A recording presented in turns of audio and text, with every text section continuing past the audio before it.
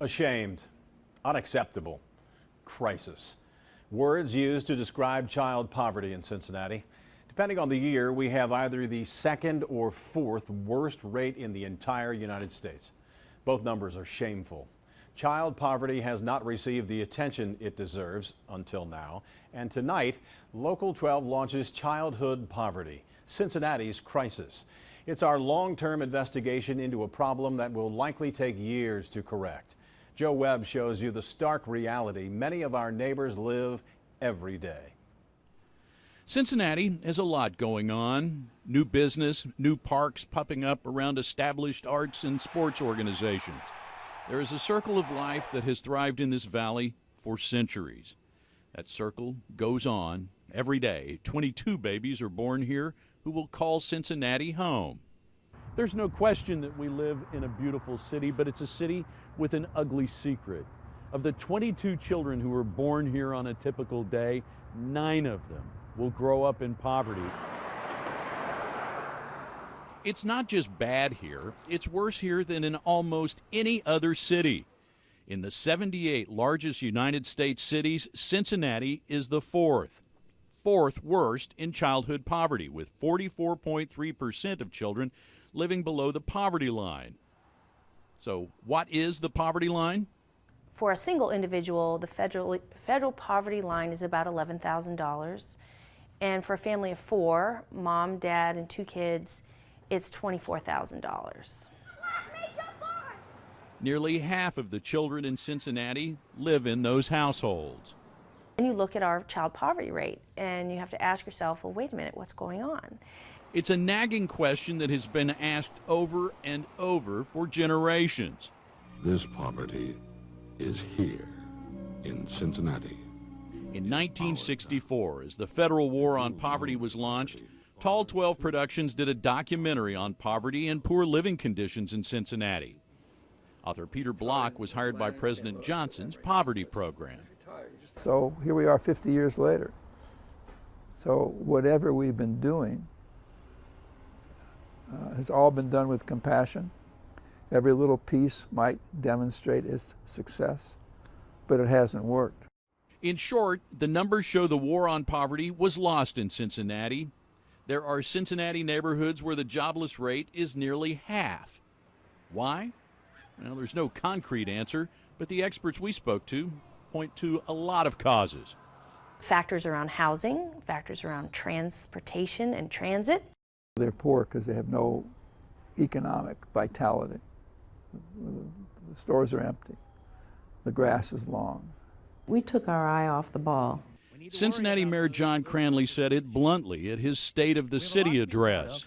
But we must be ashamed of our childhood poverty rate. Our great civic renewal will not be complete without lifting up those who do not choose the dire and desperate circumstances in which they live. In America, nearly 8 of 10 newborns live to be 1 year old, but in 2 out of 3 Cincinnati neighborhoods, babies die at a higher rate. None of this is new, but it needs to be viewed with new eyes and a new focus. That's what Local 12 is committed to doing, shining a light on an issue that affects every man, woman, and child in greater Cincinnati. It makes a difference to the entire community and to the suburbs, not just Cincinnati, but all of us. It is in our best interest that children are healthy and that they enjoy a quality of life that is that's better than just being poor. Over the next few months, Local 12 will look at the root causes and potential solutions to childhood poverty. We are not looking for a Band-Aid and don't promise easy answers. That obviously doesn't work.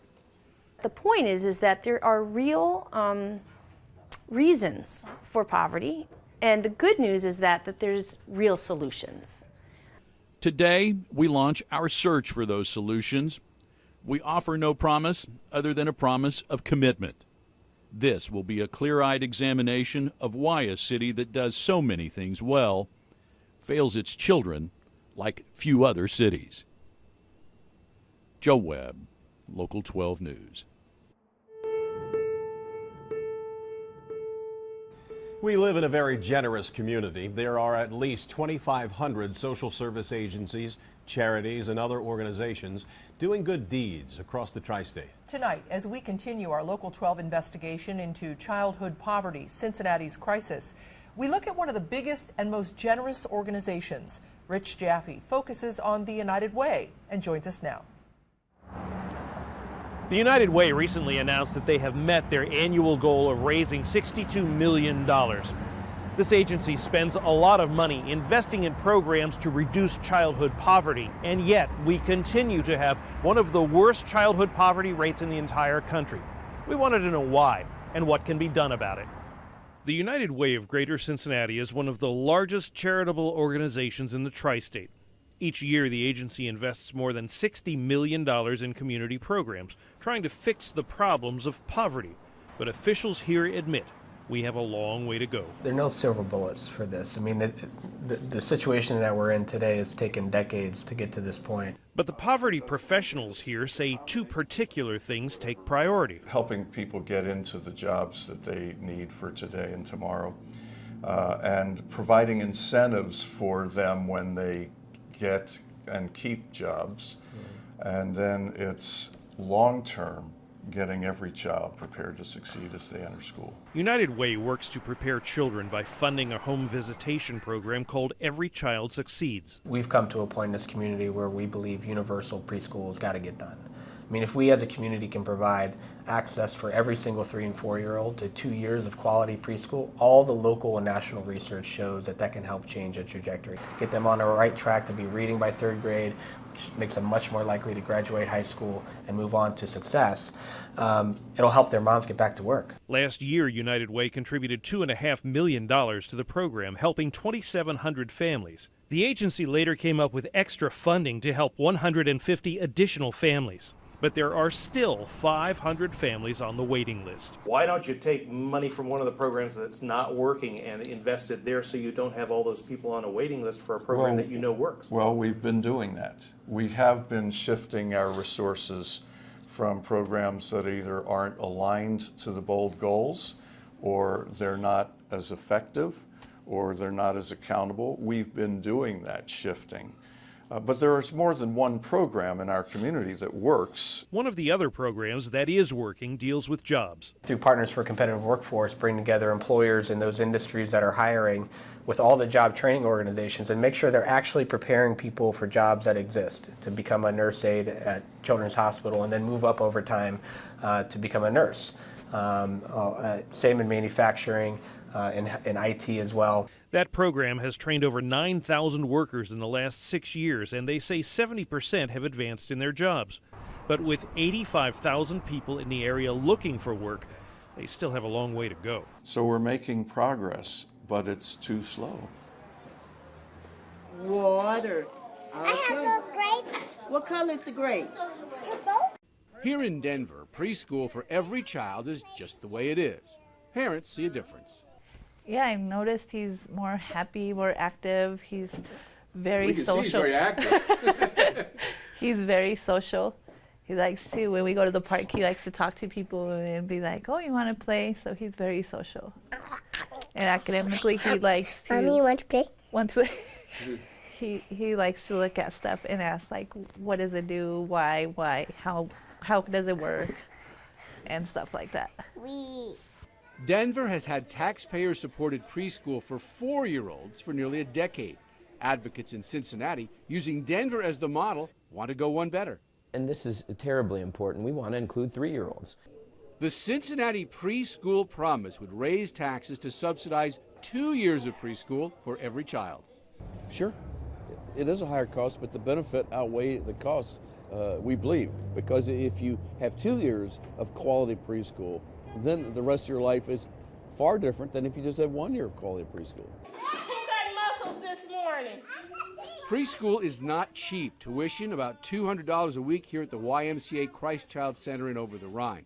There's also federally funded Head Start for low-income kids, but there are only enough slots in Cincinnati for 1/3 of potentially eligible children. The Preschool Promise could add 5,000 more slots, not just Head Start, but from all income levels. This is an investment where you'll see, not just over time, but immediately, a changed city. That's what local business and education leaders learned on a trip to Denver in 2012, and they then began planning for Cincinnati.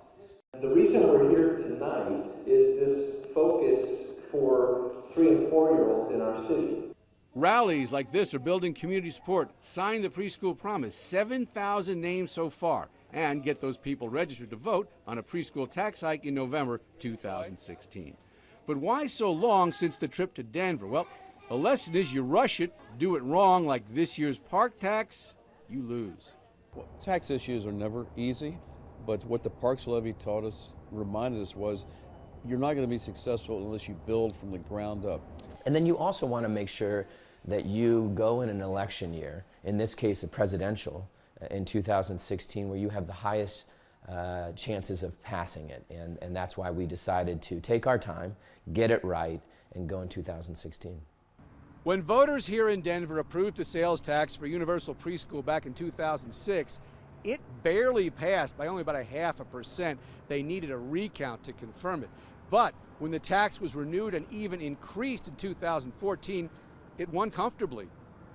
Key reasons for both wins in Denver, which are in the Cincinnati plan: subsidies can be used at any certified preschool, public or private. And those subsidies are not just for the poor, they're for everyone. We want to have strong tuition assistance for low-income families, but also middle-class families, because they are reeling. As in Denver, the Cincinnati preschool promise will not pay 100% of tuition. There's a sliding scale. Lower income families get bigger subsidies, and the higher a preschool is rated, the higher the assistance. Assistance which can help reduce Cincinnati's dismal childhood poverty rate. For people of faith, of all faith traditions here in the city of Cincinnati, one of the ways we need to address the challenges of poverty is not just with food banks or development programs, as important as those are. We also need to look at some structural investments that demonstrate our value as people of faith that we place in children. This could be the moment where we not just make history, because we will make history with this, but we shed that disbelief that we can't do big things. Jeff Hirsch, Local 12 News.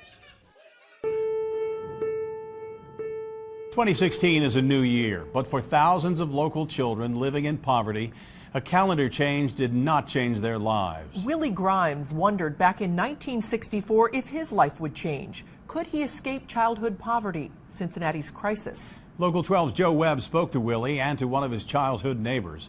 Two very different stories. This poverty is here in Cincinnati, in our town. A 1964 documentary on poverty in Cincinnati featured a class at Sands Elementary and an essay on growing up in poverty. Third grader Willie Grimes wrote the essay. His teacher Sandra Lewis read it aloud. Our neighborhood is the West End. Some people call our neighborhood a slum. The 8-year-old described a tough, dirty neighborhood, but the essay was tinged with hope. If Willie Grimes can only keep believing he's not a slum person, he never will be. And someday, he'll put poverty behind him. It did impact me. More than 50 years later, William Grimes has put poverty behind him. He's living comfortably in St. Bernard. He had not seen the documentary since it first aired. It's just kind of mind-blowing, really, to be honest. And to realize that I was that aware of things back then, you know, it's kind of surprising to me now, you know. At the time of the documentary, William Grimes was sharing a subsidized apartment with 7 family members. They barely got by, but William Grimes got out. He graduated high school, served 8 years in the Army, got married, started a family, and got a job. His 3 sons never knew the poverty he did. You know, it's all about you and your determination to make your life better. You know, if you don't want to do that, then you can't make the excuse of being a product of your environment, because that's a choice. You know, you choose that. And I refuse to choose that. His youngest son, Austin, is in college in Florida on a basketball scholarship. We talked with him when he was home for Christmas.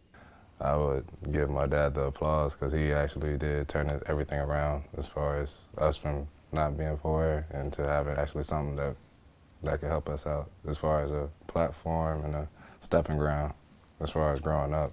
William Grimes is a success story in breaking the cycle of poverty. He got out of here and made a better life for himself and his children. But obviously, not everyone did. In 1964, just 3 doors down from the Grimes family, Florence Martin was raising 5 children in her subsidized apartment. Her daughter, Rolanda, still lives in that same apartment.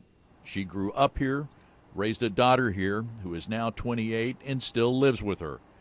And she still dreams of moving out. Yeah, I do. Yeah.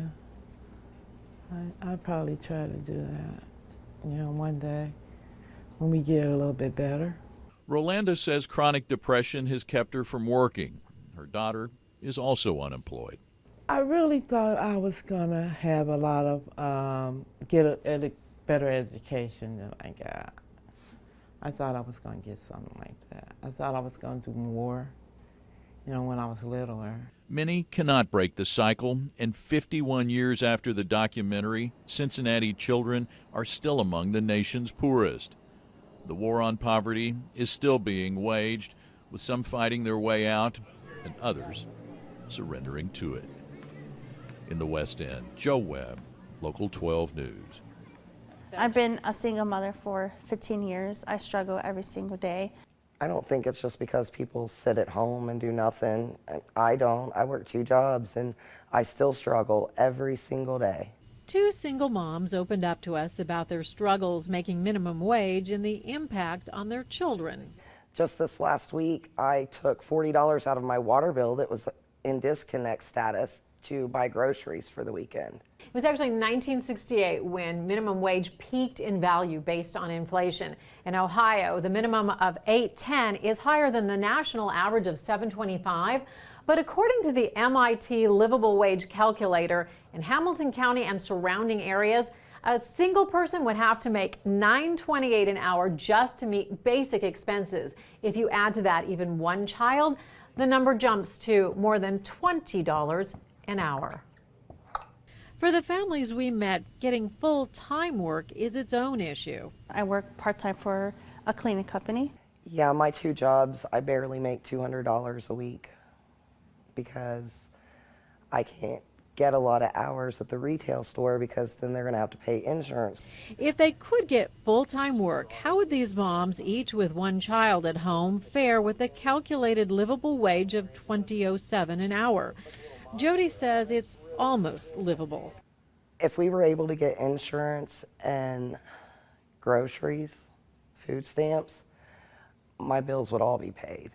And Beth says that's still a long way from owning a home and having money for any type of repairs. Like when your car breaks down, you have to worry about who's going to help you with that. These women realize the minimum wage was originally pitched by the government as an anti-poverty device, not one designed to make families middle class. Jody was very candid about her own lifestyle decisions. Do your research because it's not free to raise a kid. I love my kids, but it was probably not the best idea. Beth is surprisingly optimistic about a 2-year plan of school and job searching to turn her financial life around.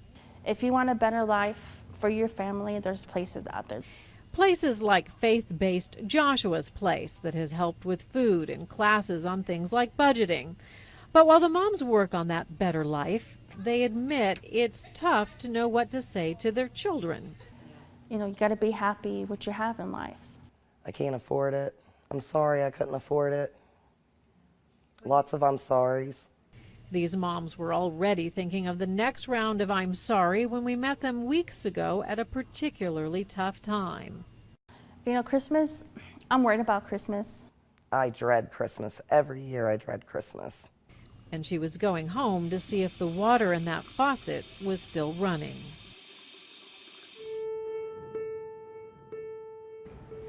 Rolling hills, picturesque farms, and wonderful places for a weekend trip. That's one way to look at Ohio's Appalachian counties, but there is another side. Some of the worst poverty in the state. As Local 12 News continues its investigation of childhood poverty, Cincinnati's crisis, reporter Jeff Hirsch takes us to Adams County, where poverty is a fact of life for too many people. Here at the Interfaith House Food Bank in West Union, it's grab a number, take a seat, and give your name. Yolanda Williams. But if that process seems impersonal, actually here, it's quite the opposite. When they come here, people in this particular place do not treat you like in some of the cities or stuff. You're like family. And when times are tough, family helps out. In Adams County, times are always tough. The second highest county poverty rate in Ohio. 1/4 of all Adams County adults are out of work. It's like a constant recession. Well, some people are embarrassed to come in here, and I tell them don't be embarrassed because it's no shame if you get on a hard time. I've had a teacher come here. I've had a doctor's wife at one time come here, a young doctor. And I said, don't be ashamed. There's nothing to be ashamed of. Everybody needs a hand up once in a while. And of course, adult poverty trickles down to the kids. At 35.2%, Adams County has the highest childhood poverty rate in our metropolitan area, nearly double the regional average. Other Appalachian counties like Highland and Brown are above that average too. Adams County resident Yolanda Williams, who lives in a mobile home on a dirt road, is a 57-year-old grandmother caring for a 15-year-old, a 14-year-old, and a 4-year-old. It's all too common. Yes, we have grandparents raising their children now. So, and usually it's to drugs, because of drugs. One of the really hard things was I always gone on the field trip with the kids and stuff at school. And when they go, is that your mom? She's kind of old to be your mom. And it's like, then they have to explain all that. And that's tough on them. Poor is poor, but there are obvious differences between urban and rural poverty. In an urban area, you can walk to social services or take the bus, and there is access to some jobs, but not out here. There's no transportation, there's no jobs. Yolanda and her husband are on disability. They do have a car, but decent paying jobs are hard to find. You have to go to either Eastgate or Maysville, and that's a lot of gas too. So even if you'd have to get a really good job, or otherwise you're just paying to go back and forth. But Williams also says many of her neighbors would not want an Eastgate dropped into Adams County because sprawl, even with jobs, means the rural way of life would change. That comes hard out here. People have been here years and years, and their family's been here, and they don't really want a lot of change. And I understand that because it's a very peaceful, quiet place to live. So the only way up may be out, at least for a while. Yolanda Williams says one of the teens she's caring for knows that education is the key. She plans to be a doctor, and she's got the education and the brains to do it. So. Williams is among the more than 700 people helped last month by the Interfaith House, a facility which sums up the challenges Adams County faces. The food bank just moved into this larger building. That's good because they can help more people. But the building was a business which closed, taking jobs.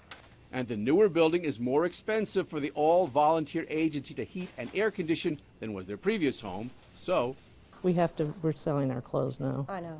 How much are they? $1 a little bag, $3 for a bigger bag, and the big garbage bag is $5. Okay. They still give away food and ways to grow food. 5 tomato plants? Yes, ma'am. But 5 tomato plants cannot grow jobs, and without more jobs, better transportation, and fewer school dropouts, generational Appalachian poverty will continue. Food pantries do not end poverty, they just make it a bit easier to endure. Here you go, ma'am, and you have a wonderful day. Thank you. Jeff Hirsch, Local 12 News.